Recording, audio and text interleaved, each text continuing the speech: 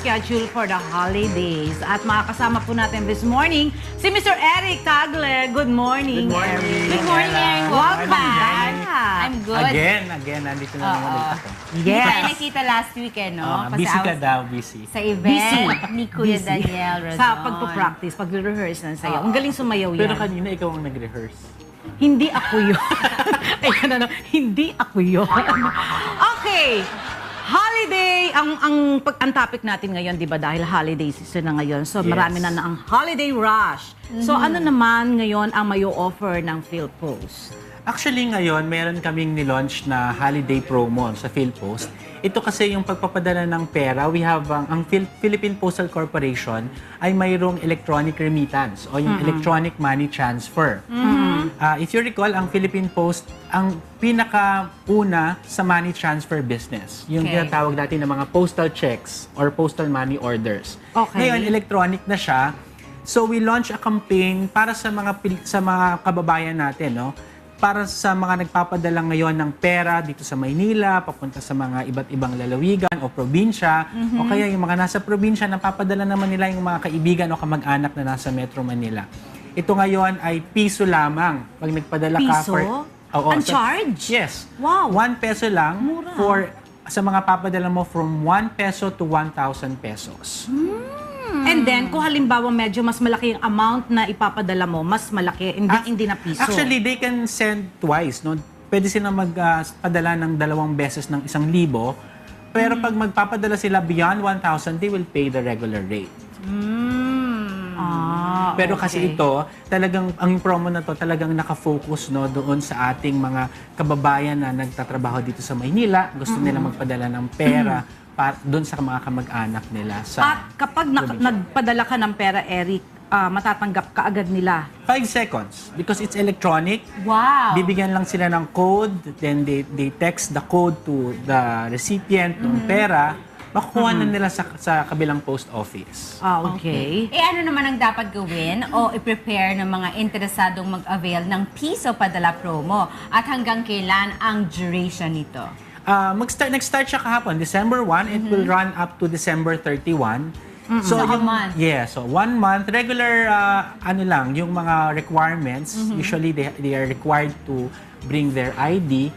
Tapos, ID. oo, Kung halimbawa magpapadala ka ng pera, ID ang dadalhin. oo, And pati then, pag kukuha ka ng pera, kailangan mo rin ng ID. Kasi as a remittance company, nire-require din kami ng Bangko Sentral because of the AMLA, no, to know your customer. okay. Aside from money, no, tapos ang ipiprepare mo, ID. Kung halimbawa magpapadala ako ng package, ano ang dapat kong i-prepare din? Ngayon, marami na rin kasi nagpapadala kasi mag-holiday na. So, ito ay peak season para sa PhilPost. So, kung magpapadala kayo ng mga parsela o ng mga packages, just make sure na ito ay conforming dun sa mga regulations ng PhilPost, gayon din ng mga airlines. So, usually, bawal dito yung mga liquids, aerosols.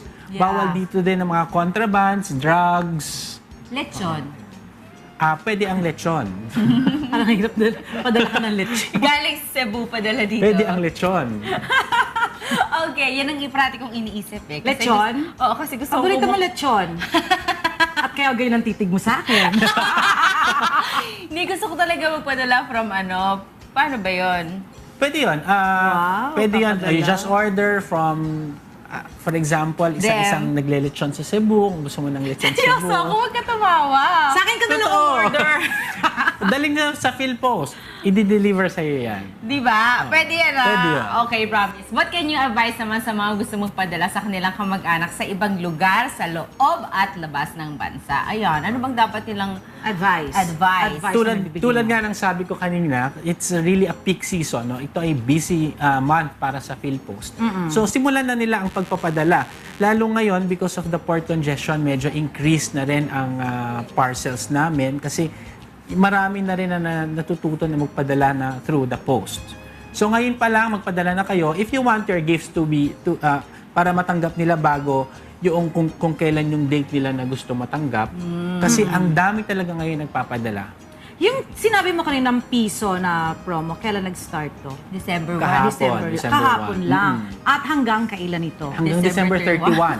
Hanggang 31. So talagang may pagbabago pag peak season. Talagang mas mura. Ito kasi- Pero kung halimbawa, natapos na ang December 31, January na, magkano na ulit ang kailangan namin i-prepare na Oo, pwede nagbago-bago i-charge? rate. Oo. Sa mga 1,000, mga 35 pesos yan. Okay, not bad. 35 So, 35 mas pesos lang. magandang, mas mag-promo pag December. Kumbaga, mas makakamura kami. Ang ito ngayon lang kasi namin ito ni-launch, no? It's been a very good year for Philippine Postal Corporation.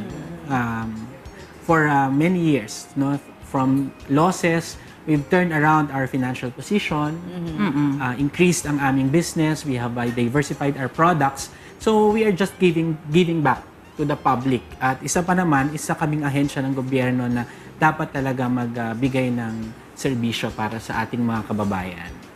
Okay, yung pala Ayan. yun, Ito partner. naman. Partner. Parang may gusto ko At ba nga yung itanong? kanina sinabi ko na meron talagang pagbabago ang rate kapag peak season at saka yung, di ba, pag regular, ano naman. Okay, meron bang, ano bang mga pwedeng maging balakid o nagiging problema sa pagpapadala ng ano man, pera, parcels, If there's package? any. Pangkaraniwan kasi, no, lalo na yung mga, ang dami rin kasi natin ng mga OFWs na nagpapadala through PhilPost. Actually, siyempre dun sa kabilang post, halimbawa sa USPS or kaya Swiss Post, Japan Post. So pagdating dito yan, minsan may mga nakaipit na mga pera. Yon bawal kasi yon. Wag, no? Ang pera should be sent through the formal bank channel or money transfer channel. So, wag mag-iipit-ipit ng pera, di ba?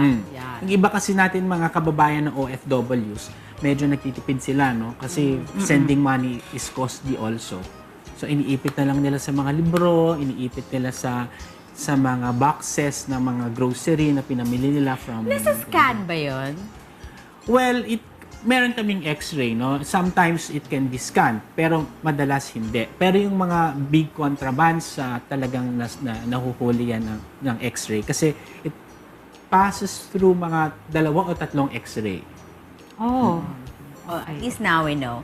Okay, maraming salamat, Eric. Thank you, Jenny. Thank you, Ma'am Ella, Thank for you, Eric. inviting us again. Yeah, please invite our televiewers. Baka meron kang gustong i-promote or something. So sa mga kababayan po natin na gustong magpadala ng pera sa kanilang mga kaibigan, kamag-anak, ang Philippine Postal Corporation po o PhilPost ay naglungsad ng piso padala promo. Wow. Starting yesterday hanggang December 31. So piso lang po sa bawat 1,000 papadala ninyo sa inyong mga kaibigan at kamag-anak. At kung kayo po ay magpapadala na ng mga parsela, package, ngayon pa lang po ay simulan na ninyo ang pagpapadala. Ang PhilPost po ay tatanggap ng mga packages at parcels express at up until December 15.